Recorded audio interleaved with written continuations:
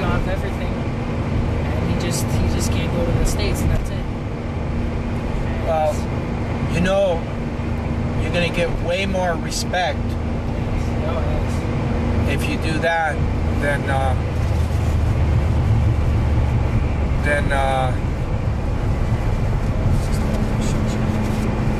you're gonna get way more respect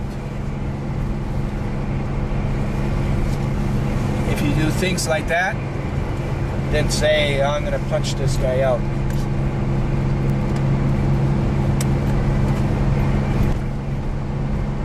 You're gonna get way more respect. And I know at your age, that's a hard one to understand or to fathom. But you don't have to show anybody how tough you are. You don't have nothing to prove to anybody.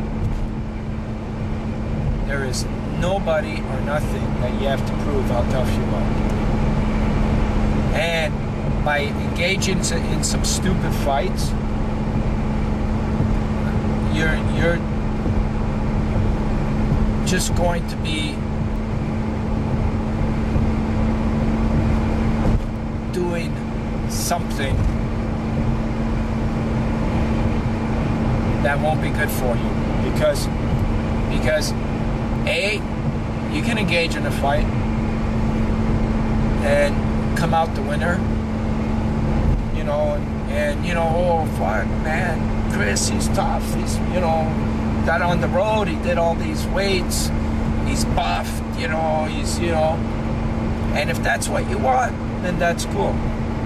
If that's what you're looking for, you know, if you want people to look at you that way, that's, you can go after them, you know, if that's what you really want. You know, I found that it's always better to talk to people, that you don't have to fight with anybody.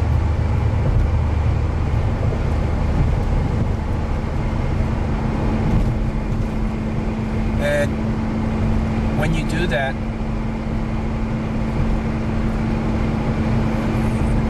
you don't have to worry about somebody thinking that you're not tough enough, or you can't, you know, because it's just like those organizations that do all that stuff to me. They would love to be in my shoes, take real credit for what I've done. They could never admit in a million years the stuff that I've done.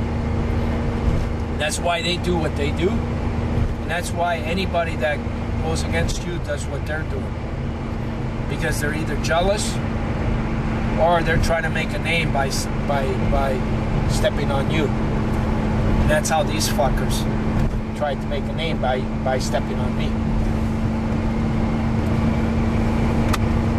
So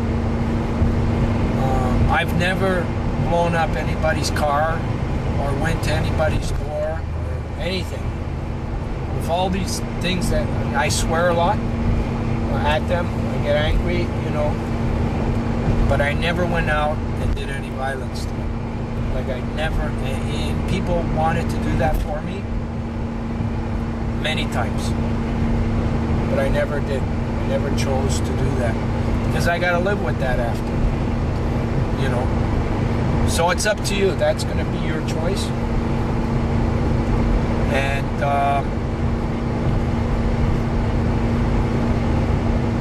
I think if that's gonna be the biggest thing that you have on your mind, what things do you have to deal with? Like, who do you have to take care of? You know, you're already going in the wrong direction. And then you can find, if you start, you really learn things out here, and you are changing, then you can show it by doing you can continue in Sarnia And that how you continue is you continue working on yourself. Every day you keep working on yourself. And know that you're going to need a group that are going to support Kris for his changes. That people that are going to give a shit about, really give a shit about it, to keep you. And there is. You got people like that. So that's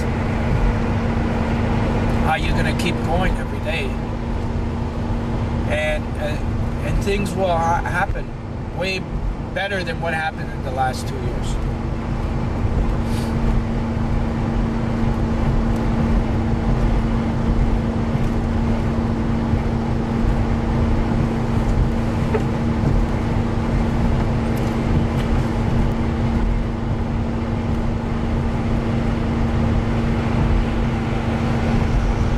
It's almost like going to war.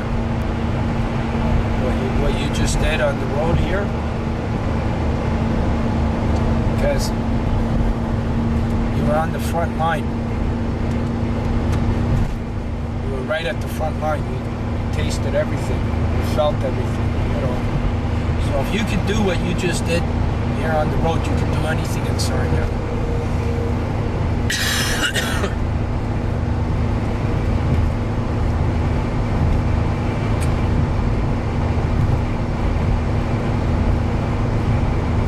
Each day you woke up, you knew you had to do certain things, and you put your mind to it, and you did it. You knew you had a few days slack, so you slept for fucking 3 days, did fuck all, did whatever, you know.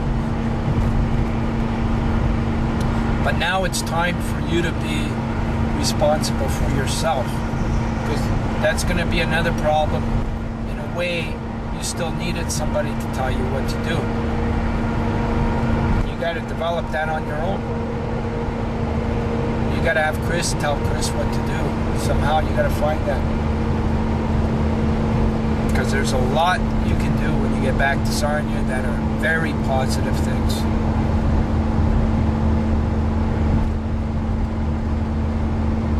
That's going to be one of your biggest absences too.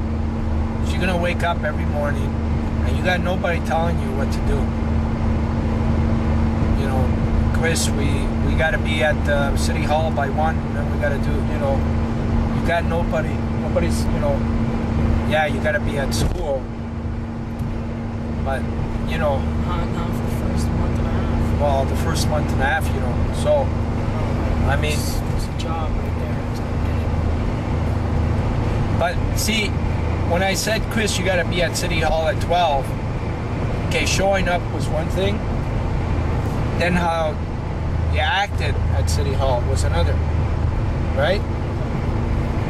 Like what you did at City Hall. So it's all about feelings as well. Sometimes you were in a pissed off mood. You learn how to deal with being in a pissed off mood. Sometimes you were in like a, I don't know what the fucking word is, giggly or what's his name from The Simpsons? Bart mood. Bart or the other guy. Kelso and Bart. You were in that mood, you know, where we're acting like a 12-year-old.